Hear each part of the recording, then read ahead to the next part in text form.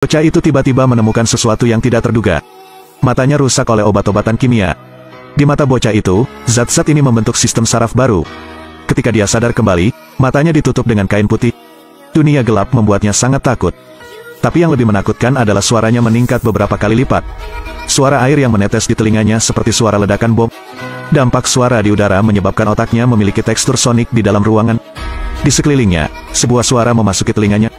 Bocah itu jatuh ke tanah dalam kebingungan. Suara orang berjalan di lorong, suara mesin mobil bergema di kepalanya. Tapi suaranya sangat jernih. Matt buta.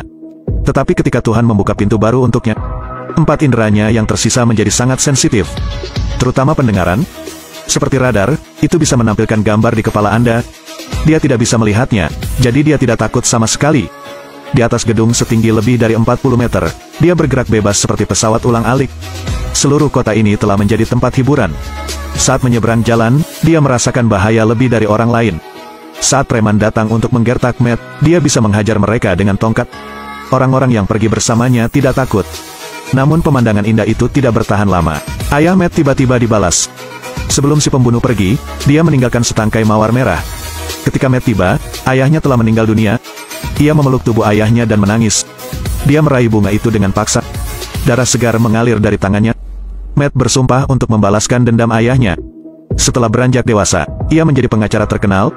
Semua yang Anda lakukan adalah demi keadilan. Tapi kekuatan modal terlalu besar. Hanya dengan uang, mereka bisa lolos dari kejahatan. Sisi yang lebih lemah selalu dipaksa untuk bernafas. Mengapa orang jahat tidak dihukum? Mustahil.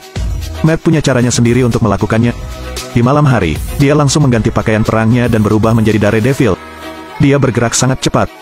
Dengan sangat cepat, dia menemukan sarang musuh. Apa yang kamu inginkan? Keadilan. Matt melompat dari kasau dan menghancurkan lampu dengan botol.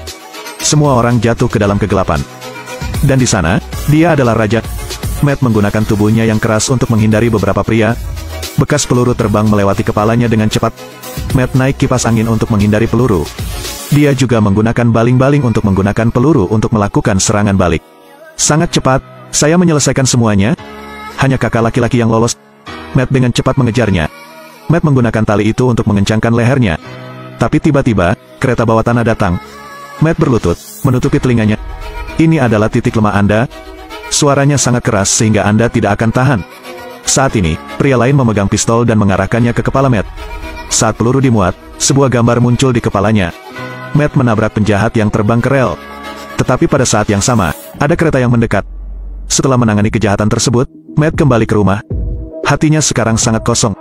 Luka di punggungnya adalah dari pertempuran lama. Matt mencabut gigi yang patah itu dengan tangannya. Dia lumpuh dengan luka ringan seperti ini. Rasa sakit yang sebenarnya selalu datang dari dalam. Saya hanya bisa minum obat penenang untuk tidur. Karena begitu dia berbaring, suara yang tak terhitung jumlahnya datang lagi. Gadis lain sedang memohon. Lalu ada tembakan. Anda sendiri tidak dapat mengubah dunia ini. Tapi dia punya prinsip sendiri. Itu tidak pernah menyerah. Jadi keesokan harinya, dia pergi mencari tersangka penembakan. Matt bertanya kepada Black tentang situasi tadi malam. Dia bilang dia tidak punya senjata. Dari mendengar detak jantungnya, Matt tahu dia tidak berbohong. Namun saat membuka persidangan, polisi di seberang membenarkan bahwa dia melihat Black memegang senjata.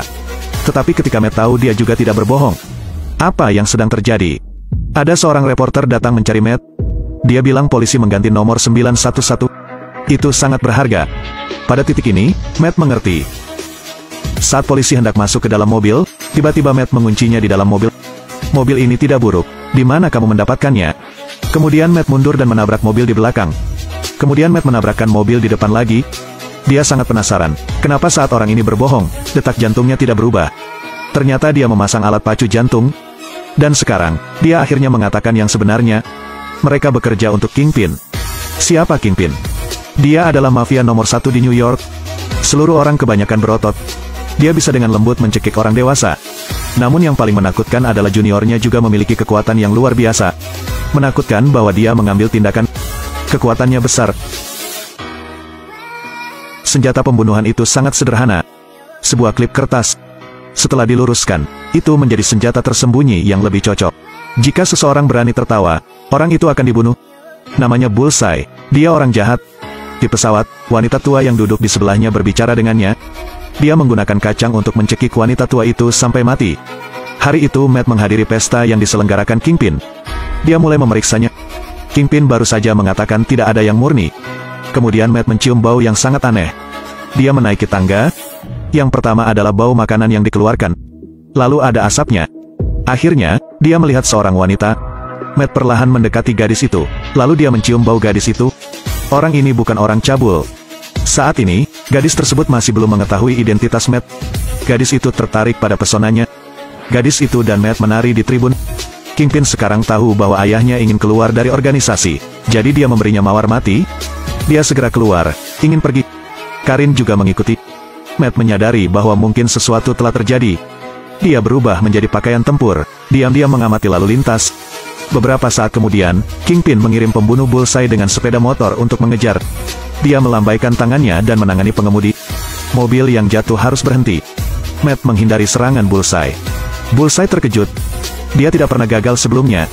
Dia sangat marah, pergi ke Matt. Selama pertarungan, dia juga mencuri tongkat Matt. Dia kemudian melemparkan tongkat dan menikam ayah gadis itu sampai mati.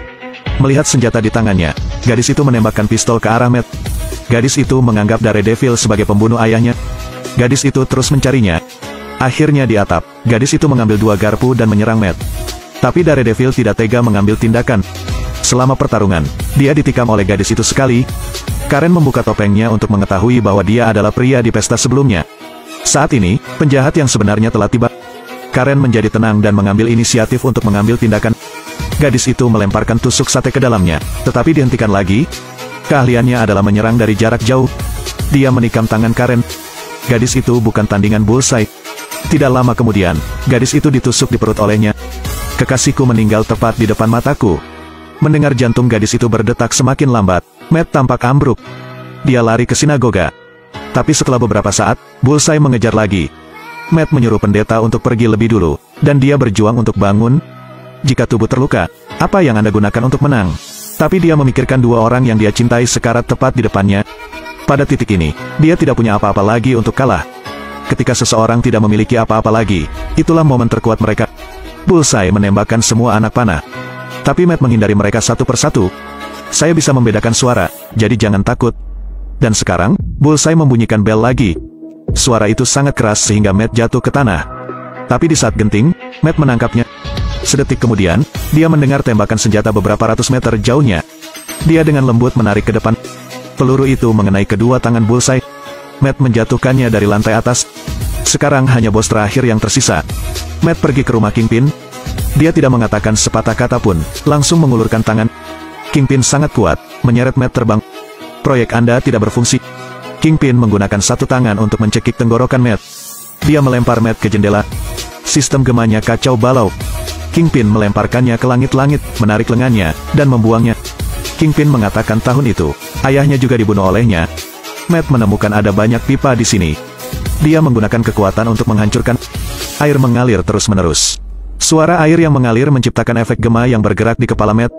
Saat ini Matt telah memprediksi serangan Kingpin. Tapi Kingpin tidak bisa menghindarinya.